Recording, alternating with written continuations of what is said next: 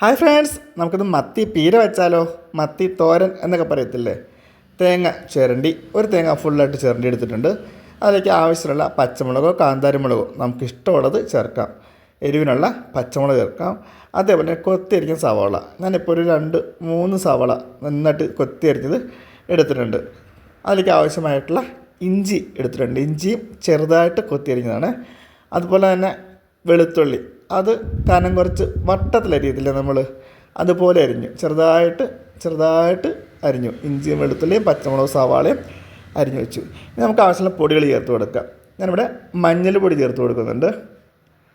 അതേപോലെ തന്നെ ആവശ്യത്തിനുള്ള ഉപ്പ് പൊടിയും ചേർത്ത് കൊടുക്കുന്നുണ്ട്. മഞ്ഞൾ പൊടിയായി, ഉപ്പ് പൊടിയായി, കറിവേപ്പിലയായി, കുറച്ച് വെളിച്ചെണ്ണ കൂടി ചേർത്ത് നന്നായിട്ട് കൊണ്ട് കൂട്ടി തിരുമുക. നേരത്തെ ചില അമ്മമാർ മിക്സിയിലൊക്കെ ചതച്ചെടുക്കാറുണ്ടായിരുന്നു, കല്ലിൽ ചതച്ചെടുക്കാറുണ്ട്. ഞാനിപ്പം അങ്ങനെയല്ല, കല്ലിൽ ചതക്കുന്നില്ല, മിക്സിയിൽ ചതക്കുന്നില്ല, ജസ്റ്റ് കൈകൊണ്ട് നന്നായിട്ടങ്ങ് കൂട്ടി തിരുമി ആ തേങ്ങയും നമ്മുടെ സവാളയും പച്ചമുളകും എല്ലാം നന്നായിട്ട് അങ്ങോട്ട് യോജിപ്പിക്കുക. ഇനി നമുക്ക് പുളി വേണ്ടേ? അപ്പോൾ അതിനുവേണ്ടി കുടംപുളി 2 ചോള, നല്ല ഉറയുള്ള നല്ല പുളിയുള്ള കുടംപുളി എടുത്ത് കുനുകുനാന്നങ്ങ് അരിഞ്ഞു. നമ്മളുടെ ഇഞ്ചിയും വെളുത്തുള്ളിയൊക്കെ അരിഞ്ഞ പോലെ തന്നെ കുനുകുനാന്ന് അറിയുമ്പോൾ ഗുണം എന്ന് വെച്ചാൽ ഇത് നമ്മുടെ വയറ്റിൽ പോകും. 1-2 എടുത്ത് കളയാനും നിൽക്കത്തില്ല, പുളി പെട്ടെന്ന് ഇറങ്ങുകയും ചെയ്യും.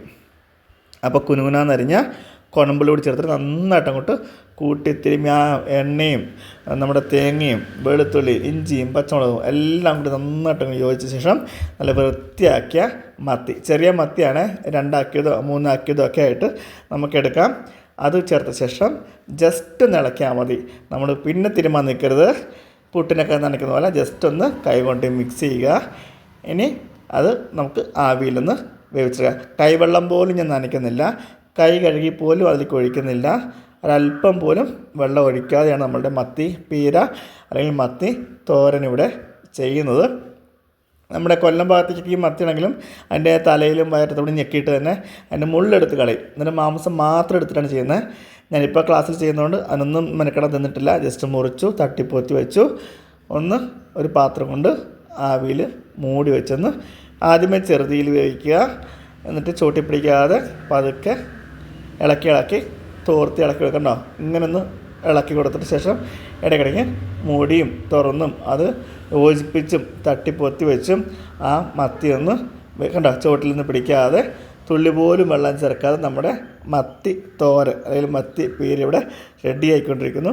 ഒന്നും കൂടി ഒന്ന് ഉലർന്നു കഴിഞ്ഞാൽ മത്തി പീര ഇവിടെ റെഡിയാകും. എല്ലാം നല്ല യോജിച്ചിട്ടുണ്ട്. നല്ല കളറുണ്ട് കേട്ടോ. ക്യാമറയിൽ വരുന്നതുകൊണ്ടാണെന്ന് തോന്നുന്നു ആ മഞ്ഞ കളർ കിട്ടുന്നില്ല, മഞ്ഞ കളറാണ് കിട്ടുന്നത്. ഒന്നുകൂടി നമുക്കൊന്ന് മൂടിപ്പൊത്തിയിട്ട് കൂട്ടി ഇളക്കി യോജിപ്പിച്ച് എടുക്കാം. അപ്പോൾ എല്ലാവരും ട്രൈ ചെയ്യുമെന്ന് വിശ്വസിക്കുന്നു.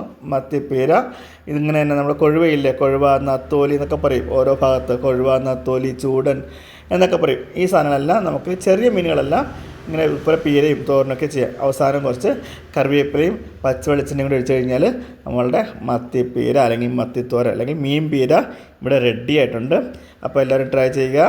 നല്ലൊരു വീഡിയോ ആയിട്ട് നമുക്ക് നാളെ വീണ്ടും കാണാം. Have a nice day. Thank you. By.